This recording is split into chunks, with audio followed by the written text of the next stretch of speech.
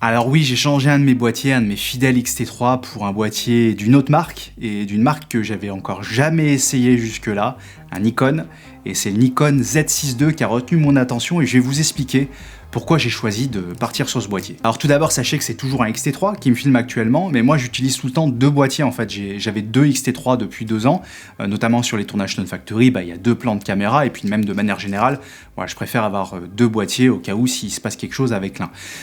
Et je voulais faire évoluer ces derniers temps un de mes boîtiers pour le changer. Donc dans un premier temps, je me suis plus ou moins orienté vers le XT4, mais en me renseignant un petit peu, en regardant un petit peu à droite à gauche, parce que j'avais pas trop suivi en fait ce qui s'est passé sur ce boîtier. Ça m'a pas enchanté plus que ça, parce que la stabilisation de capteur, certes, ça aurait été cool.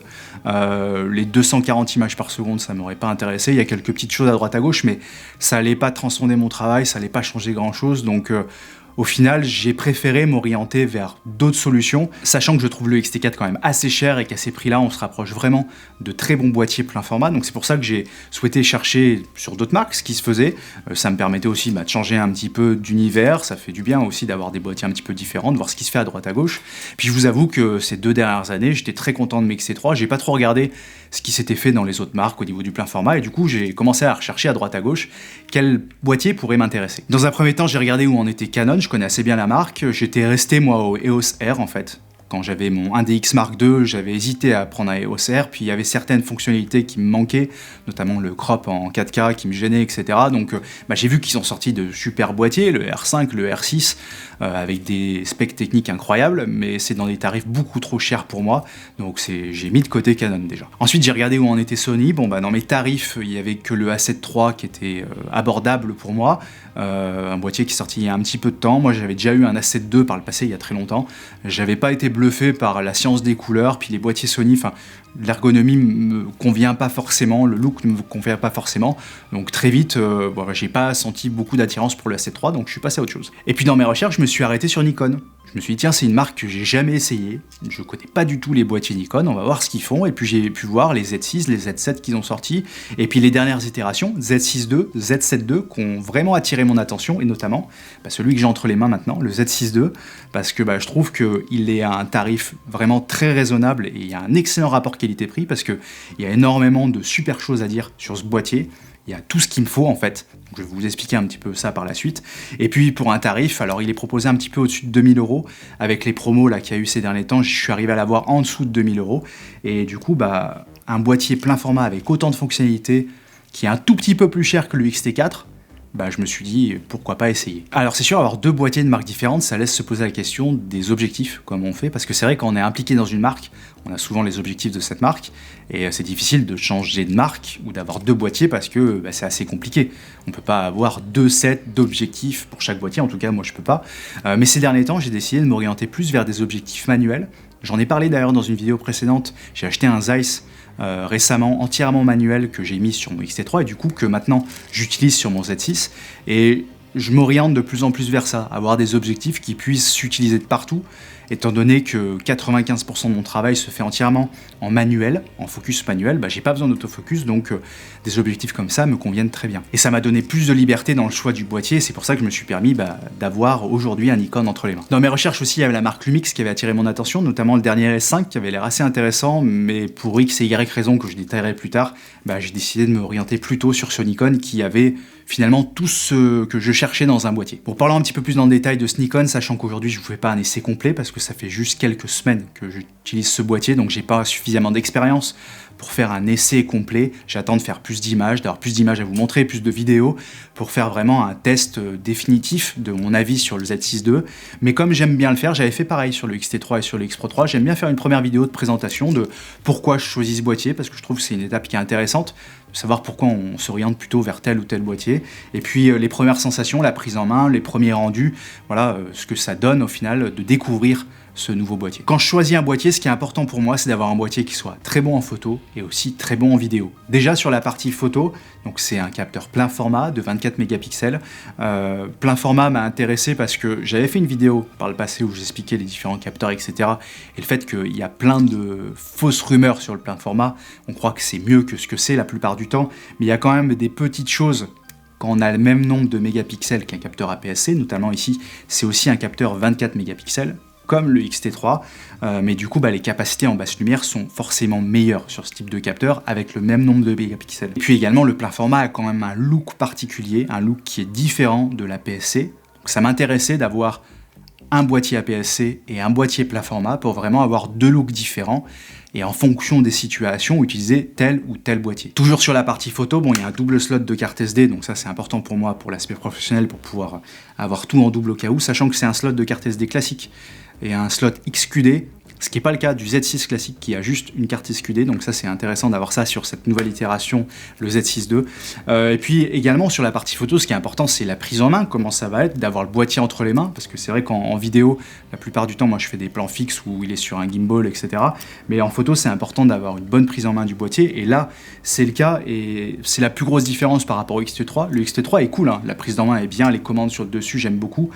Mais là, on est vraiment dans une autre catégorie de boîtier, un boîtier qu'on sent plus professionnel pour la partie photo, je sais pas comment dire, mais on sent vraiment l'expérience de la marque Nikon auprès des pros dans plein de domaines différents. Et c'est vrai que ce gros grip là sur le côté qui prend toute la main, on a vraiment l'impression d'avoir un réflexe entre les mains, et ça c'est très appréciable vu la compacité du boîtier. C'est aussi ça qui m'a séduit, hein. Ça reste quand même, malgré ses capacités, malgré que ce soit un plein format, un boîtier qui est assez compact. Il n'est pas beaucoup plus gros ni beaucoup plus lourd que le X-T3, donc ça c'est vraiment cool. Et la qualité de fabrication est vraiment excellente, franchement j'ai rien à redire, l'assemblage est parfait. C'est vraiment un superbe boîtier, ils ont super bien bossé, c'est compact, ça apparaît solide, je sens qu'on peut l'amener vraiment dans plein de conditions, enfin honnêtement, j'ai les sensations plus d'avoir entre les mains un réflexe, un petit réflexe, vraiment qui est fait pour travailler dans les conditions difficiles que le X-T3. Le X-T3 c'est un boîtier qui est très solide, hein. Ça fait 2 ans que j'avais 2 X-T3, j'ai eu 0 souci, c'est très bien assemblé, mais c'est pas la même sensation entre les mains. Si on veut faire de la photo animalière en Afrique, je pense qu'on peut avoir confiance, ça a l'air extrêmement solide. Et une autre chose qui m'a séduite, c'est la réputation de la science des couleurs Nikon. Alors chaque grande marque a des sciences de couleurs spécifiques, et ceux qui sont attachés, par exemple à Canon, adorent les couleurs Canon, ceux qui sont attachés à Fujifilm adorent les couleurs de Fujifilm, Nikon c'est pareil, mais vu que j'avais jamais utilisé Nikon, j'étais aussi curieux de voir ce que donnait le look d'un Nikon en fait.